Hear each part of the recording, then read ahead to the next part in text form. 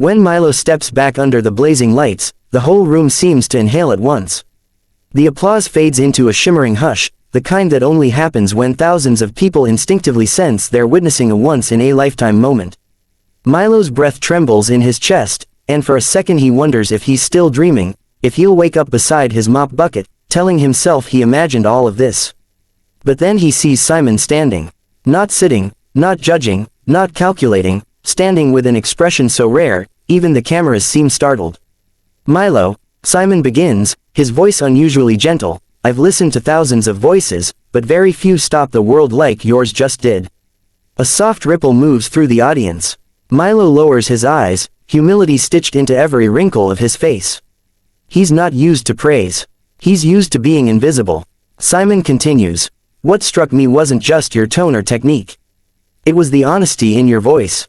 You sang like a man who has lived every word. You sang like someone who's carried burdens, yet still chooses grace." Milo swallows hard. He never expected anyone, especially someone like Simon, to see beyond his worn shoes and taped guitar case. The judge glances toward the wings and spots Tala. Her eyes are red from crying, her smile trembling with pride.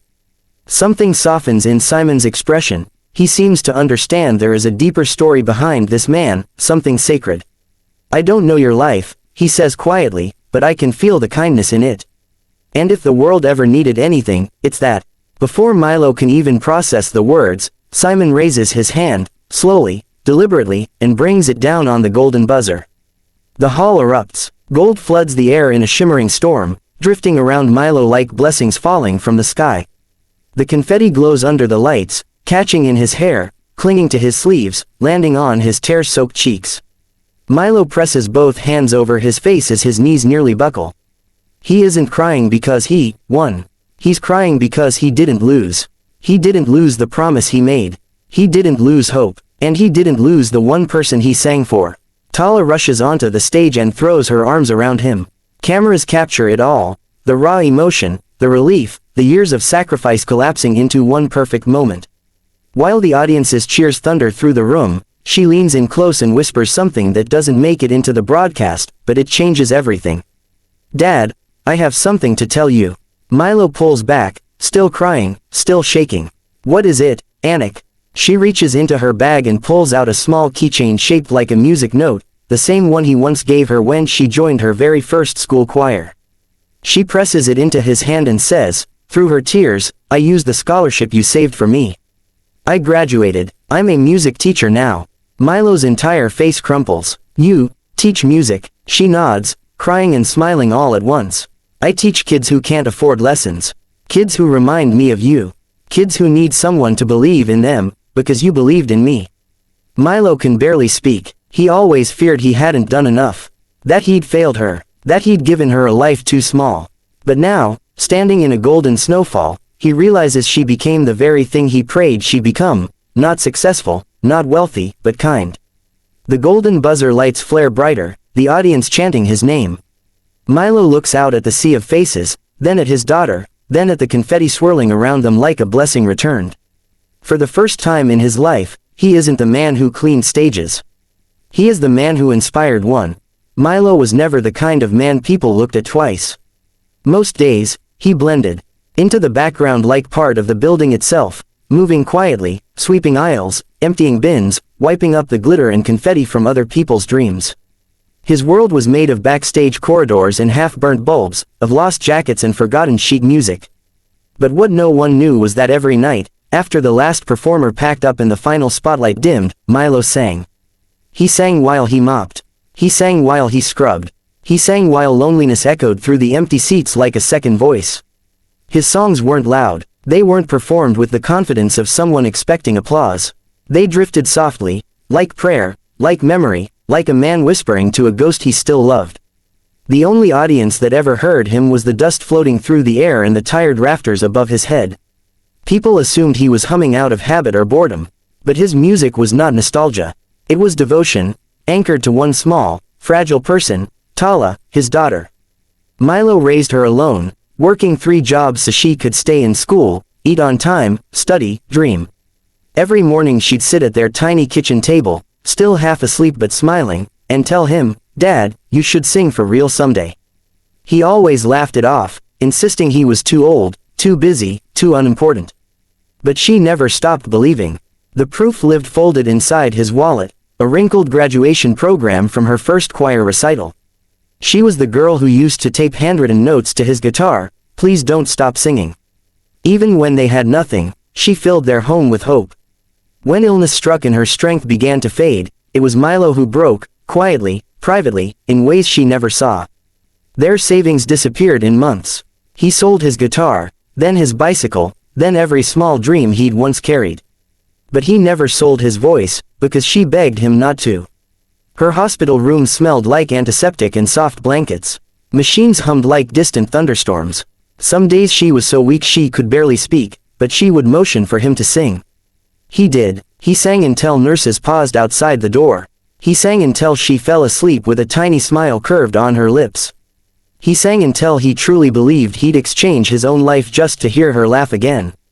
On one of her hardest days, she reached for his hand with trembling fingers. "Promise me something," she whispered. Her voice was thin but determined. "Promise me that one day, you'll stand on a stage that belongs to you." He promised, even though he didn't think he could ever keep such a promise. Then, one night while cleaning the music hall, he found something strange on the floor, a ticket stub advertising open auditions. It wasn't his. He had no idea who dropped it. But there it was, glowing faintly under the stage lights, as if waiting for him. His heart thudded. He picked it up, staring at it like it was a sign. Maybe it was. He looked at his reflection in an old dusty mirror, wrinkles, tired eyes, calloused hands. A man who had spent his entire life lifting others up. But behind his reflection, he imagined her. Tala, smiling, whispering the same thing she always did, "Go for it, Dad." For the first time in decades, he listened. And he went. Back on stage, Milo's voice doesn't simply rise, it blooms, filling the hall with a warmth no microphone could create. Every note glides with a kind of honesty only a lifetime of sacrifice can shape. It's not perfect, it's not polished, but it is real, so real that people forget to blink. The judges freeze. The audience leans forward as one. Even the camera operators, trained to stay neutral, find themselves holding their breath. Milo is unaware of all of it. His eyes are closed, his hands shaking around the microphone as if he's holding someone's fingers inside his palm. When he sings, he isn't thinking of the crowd or the bright lights or the judges' reputations.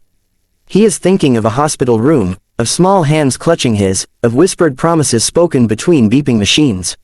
He can still hear her saying, "Dad, your voice sounds like home." And that's what comes out of him now, home. The crowd soon realizes something deeper is happening on that stage.